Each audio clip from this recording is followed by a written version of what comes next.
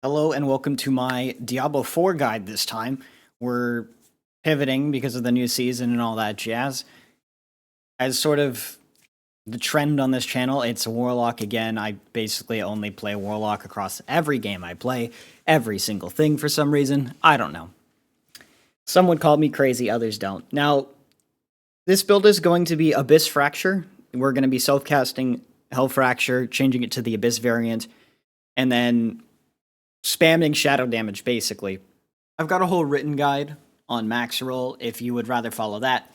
I am trying my best to get these video guides down to 10 minutes. I really would like to shorten it for everyone, so yeah, I'll try to improve myself. We'll see how it goes. For now, here's Abyss Fracture. With the video going on in the background, you kind of saw the general gameplay flow, and this is sort of how it works. So we're spamming a core skill, Hell Fracture. We change it to Abyss. We're doing shadow damage. Fantastic. Everything's purple. You can't see a damn thing. Now, how do we generate Wrath? We're going to use Command Fallen. I think a lot of people are somewhat familiar with Command Fallen. A lot of builds use this. But we're going to change it to the Abyss variant so that we can get a grunt that lasts for 20 seconds. You do not need to press this multiple times. One little demon on his own should be enough wrath generation for us to never worry about it, as long as you upkeep this buff. But it's only every 20 seconds. You can do some things to extend it if you wanted to run like Nether Step or Shadow Recall, and then he'll last for a bit longer than 20 seconds, but I'm a big immunity fan, so I'm running that one instead, but we'll get to that later. So grab all the wrath generation nodes. We like that. Grab the dominance nodes every 15 hits. This is super useful because we are an overpower generator build, so we really like our Command Warlock from our soul shards. I'll get to that in a second. Abyss Fracture, Ruptured Abyss. It's now an Abyss skill. It pulls Hex enemies inwards. This is super useful. This is why you see everything being constantly clumped up, besides that and Sigil of Subversion, of course. We're going to grab the additional fracture so that they can explode in extra time. I don't really like ramp up. In theory, you could use ramp up if you wanted to forego the use of Command Fallen for something like Doom, so that you're constantly hexing first and then you press Hell Fracture, but I don't think it's really... The damage increase I don't think is worth it, especially with the increase to the cost as well. We're going to grab cost reduction so that when we're spamming it, we can continue, and also volatility does nothing for us in this variation of the build. I don't think volatility is worth it on Abyss skills. I know that you can interact with your soul shard to actually have it benefits, because obviously volatility does nothing for us unless you go down here and grab this soul shard. I just don't think it's worth it. It only does something on the first time you hit a target, which is useless in Diablo for the most part. Dark Prism is our... every Warlock build uses it, right? We're going to just run it in our skills with the rune words and go there. We grab nothing down here. Sigil of Subversion is our grouping thing. I really like Seekers. It teleports everything back to the... including elites, right? Back to the ritual part, so it can be super useful, and you'll see that in the video at the end when I do a pit run. Sigil of Subversion gives us movement speed, which is also nice. Slows enemies by 75%, also nice. And then I'm running Metamorphosis as our final. As of today, which is the 11th of May, Terror Swarm is currently bugged if you run Wolves. It will disappear in about 3 seconds, which is awful because it basically deals no damage.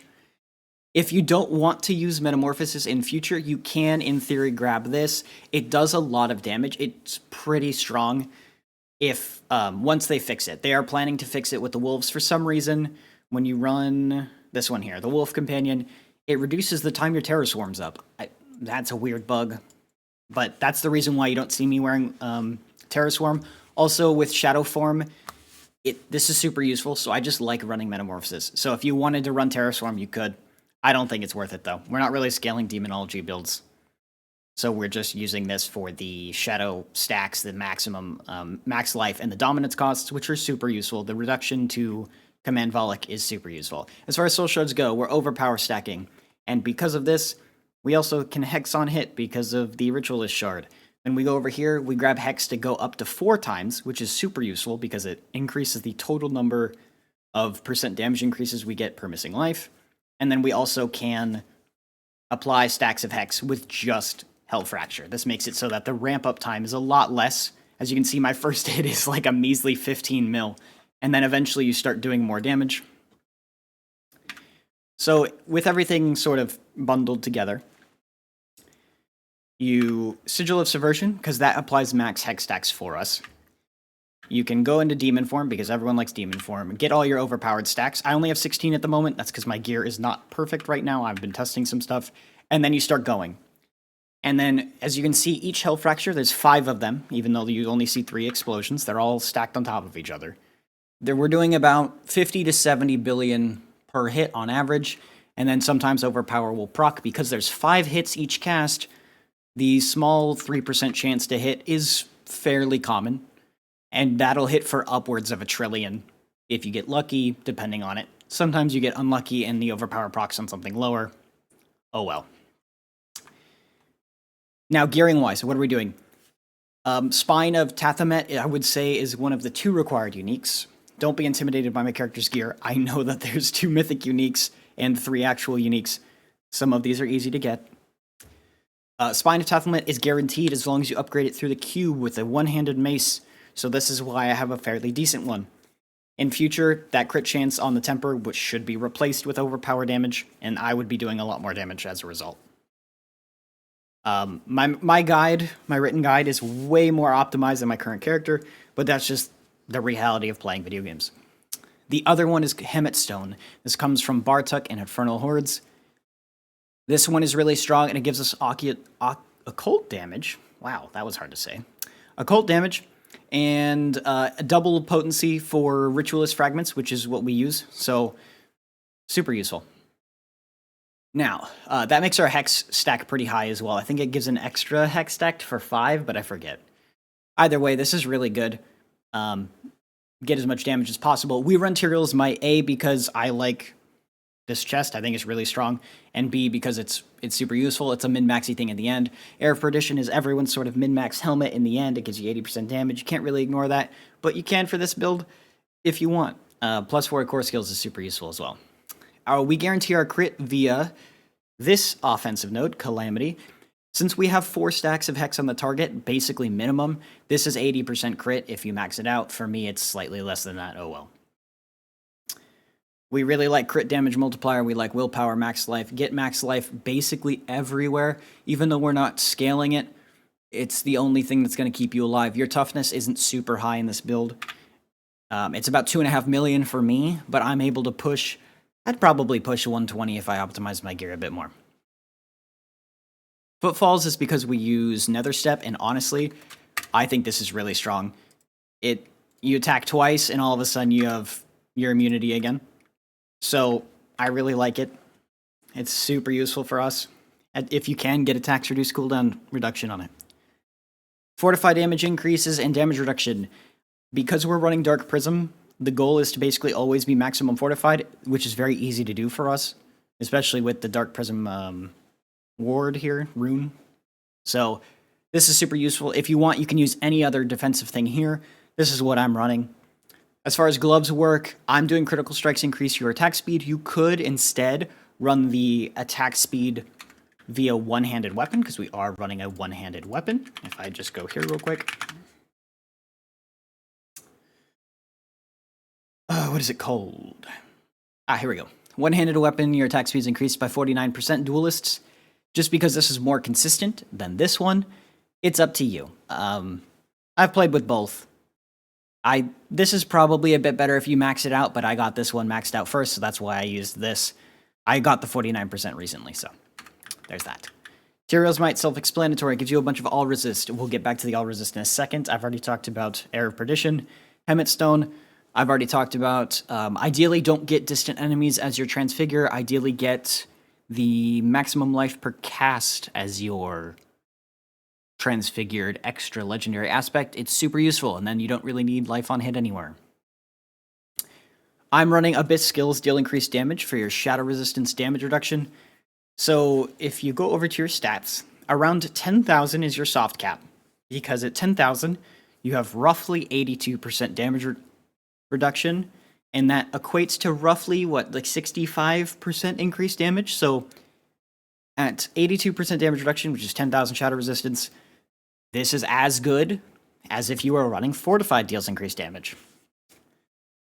In the guide, you drop one of these for the overpowered stacks while fortified.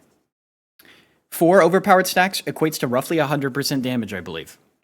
And if you wanted to, you can even replace this with like the elite abyss skills or occult skills consume overpower stacks one, because we're constantly going to be hexing enemies.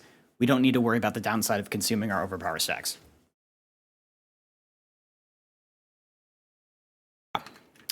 I'm going to let a quick pit run play, and I will talk over it. And that's basically the end of the video. Thanks for watching. As you can see, I spam everything there because I know that there's an elite there. Oh, he went invisible for a second. And then they die really quickly when you have everything up. I don't really know what made him stealth there, but it doesn't matter. You kind of just, for GAs, or not for GAs, but for pits, we really want to make sure that everyone is grouped together, because we are a cooldown damage-based build for the most part. When you're pushing this high, you really don't want to be sitting there killing a couple bats. You can see here that I have 13 stacks of Empower when I don't have Warlock pressed. If you want to make yourself a bit stronger outside of that, there are ways to do that. You just look into overpower generation. But let's keep going here. There we go.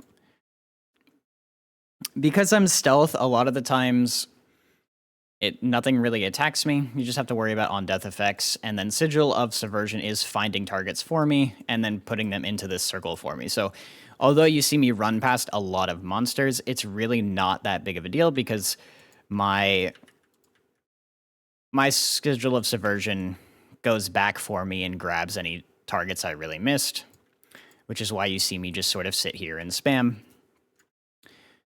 And then once you get that's a power pylon. That's good. Once you sort of get into the hang of it, you'll see that, okay, I can move on when it comes to the Sigil.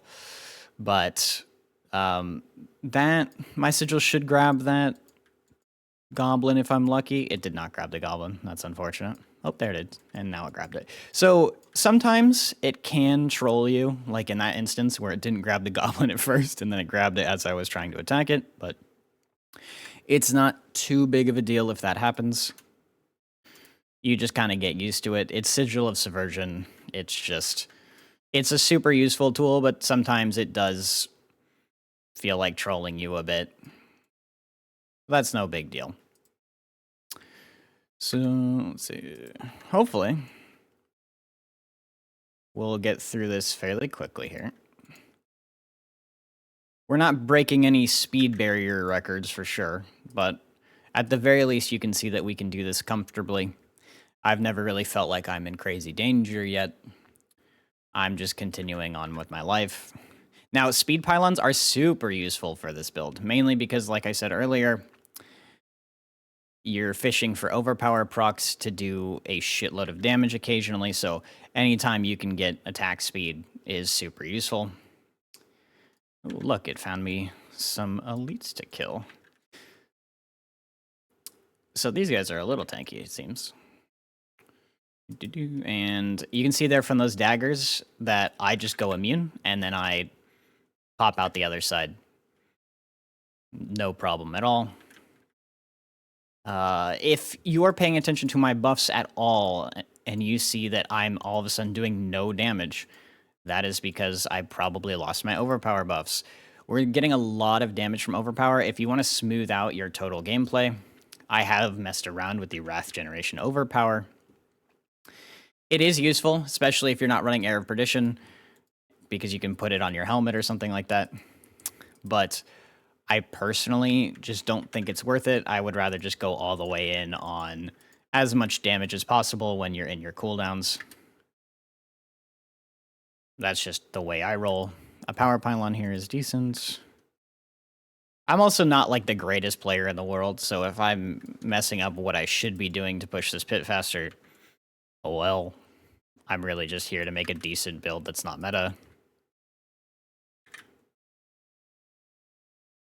Right there, I had some issues with living, but that's only because of the on-death effect that I just decided to ignore. Citadel Subversion just trolled me there. It teleported some things back to the beginning, but that's not too big of a deal. I knew that can happen. You're definitely going to get used to it. Sometimes you know just instinctively, oh, that pulled things back. I'll go back there and kill it. Or you'll just continue on with your life. It both work out well. I really want to get this Guardian quickly here. I still have some stuff going for me. There we go. So when a Tower Guardian spawns, we stun really quickly. So what you want to do is stun it and just hold down your attack button. You want to get as much damage in as possible because ideally what happens is you get a really big overpower proc to hit, and our damage is echoed every 4 seconds. So those overpower hits do a lot more damage than normal face value of like just 1 trillion. It ends up doing a little bit more because it's dragged out. We got really lucky on that pull. That boss was super easy and trivial to do. But there you go. At least I got to 110. It's not too bad.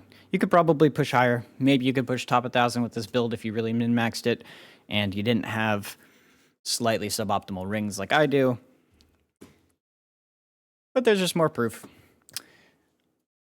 Yeah, look forward to the next guide. I'm going to try to make a Hellfire variant of Fracture. I believe that will have more damage and less ramping, but there's a lot to go on with that. It's a whole nother set of gear and Paragon boards to mess with, so that should be out in the next couple weeks. We'll see how it goes.